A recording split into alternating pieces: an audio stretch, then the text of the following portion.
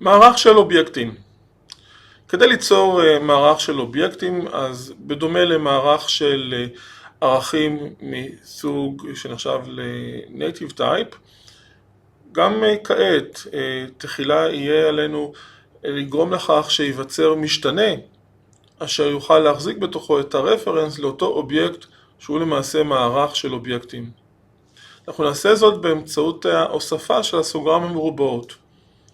כלומר, בשורת קוד הזו למשל אנחנו יוצרים משתנה בשם vec, וכיוון שאנחנו מוסיפים את הסוגריים המרובעות הספציפיות האלה, המשתנה vec לא יהיה משתנה פשוט אשר יכול להחזיק ברפרנס לאובייקט מסוג סטודנט.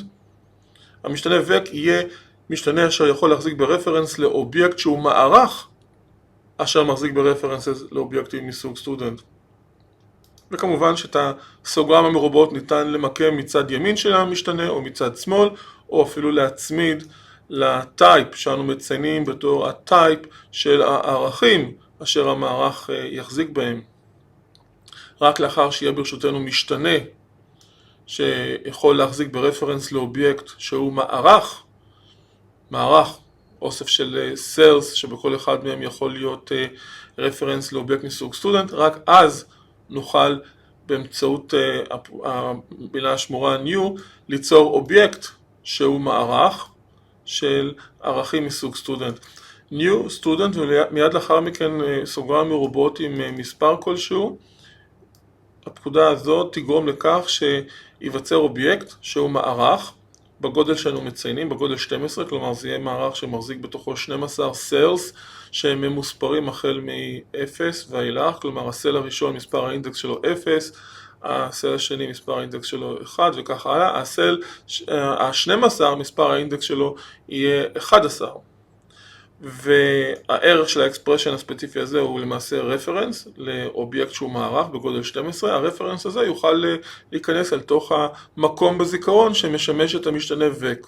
בכל זאת, כי דאגנו ליצור את המשתנה vec תוך הוספה של הסוגריים המרובעות, כדי שזה לא יהיה משתנה פשוט מסוג סטודנט, אלא משתנה שיכול להחזיק ברפרנס לאובייקט שהוא מערך של רפרנסס לאובייקטים מסוג סטודנט.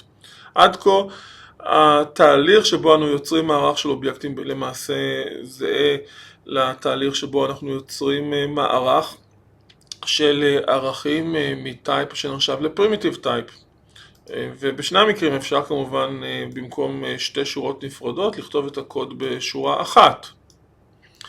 ובשני המקרים המערך שנוצר, הערך בכל אחד מה-cells או ה-default value על פי הטייפ, וכשמדובר במערך של אובייקטים, אז לאחר יצירת האובייקט שהוא המערך, כל אחד מה-cells מחזיק ב-null. null הוא ה-default value, כשמדובר בטייפ שנחשב ל-reference type, כמו קלאס שהגדרנו, ובכך יצרנו טייפ חדש, כמו הקלאס student. כלומר, כאן למעשה קיבלנו מערך בגודל 12, שכרגע בכל אחד מה-cells יש null.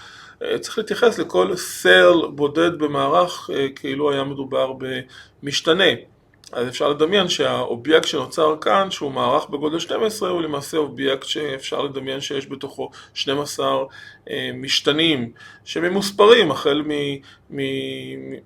מהמשתנה הראשון, הסל הראשון שמקבל את המספר אינדקס 0, הסל השני מספר אינדקס שלו 1 וכך הלאה.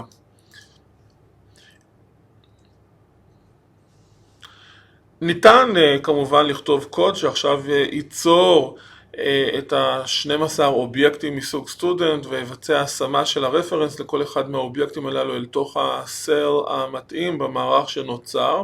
אפשר להתייחס לקוד הזה כאל שלב שלישי, אבל לא חובה, אפשר גם להישאר עם מערך שיצרנו שיש בכל אחד מה-cells שלו את הערך null, ורק בהמשך הריצה של התוכנית לדאוג שיהיה קוד שבהתאם למתרחש יחליף ערכים בסלס מסוימים, כך שבמקום null יהיה בהם רפרנס לאובייקט. לא חייבים כבר כעת באופן מיידי ליצור את האובייקטים ולבצע השמה של הרפרנסס שלהם אל תוך הסלס של המערך. אם רוצים, אז כמובן אפשר לעשות זאת באמצעות לולת for פשוטה. ואם עשינו זאת, אז כמובן שנקבל בזיכרון מצב שבו יש לנו אובייקט שהוא מערך שמחזיק ב-12 cells, ובכל אחד מה-cells יש רפרנס לאובייקט מסוג student, והרפרנס לאובייקט שהוא המערך כמובן מוחזק בתוך המשתנה vec שיצרנו. ניתן כמובן לכתוב את הקוד בקיצור, לא חייבים בצורה מפורשת את שלושת השלבים שאפשר לדמיין שיש לנו כאן. אפשר כמובן בשורה אחת, בסטייטמנט אחד, לגרום לכך שיווצר משתנה בשם vec, שבזכות הסוגריים המרובות שאנו מצמידים אליו, זה לא יהיה משתנה פשוט שיכול להחזיק ברפרנס לאובייקט מסוג סטודנט, אלא משתנה שיכול להחזיק ברפרנס לאובייקט שהוא מערך של רפרנסס לאובייקטים מסוג סטודנט. ולאחר מכן, בהתאם לקוד שמופיע כאן, הקומפיילר יכול להבין מה הגודל של המערך שצריך להיווצר, ליצור אותו, ליצור אובייקט שהוא מערך בגודל המתאים, ומיד להתחיל את ה-cells של המערך שנוצר ברפרנסס לאובייקטים מסוג סטודנט, שהקוד שיוצר אותם מופיע כאן. למעשה אפשר לדמיין שכאשר אנחנו כותבים קוד כזה, מאחורי הקלעים הקומפיילר מחליף את הקוד הזה בקוד הזה. קוד שבאופן מפורש יוצר משתנה שיכול להחזיק ברפרנס לאובייקט שהוא מערך של רפרנסס לאובייקטים מסוג סטודנט. קוד שדואג להתחיל את המשתנה vec שנוצר ברפרנס לאובייקט שהוא מערך בגודל 3, כי זה מה שנדרש כאן, וקוד שדואג לבצע השמה לכל אחד משלושת ה-cells, השמה של רפרנס לאובייקט מסוג סטודנט בהתאמה לקוד שמופיע כאן.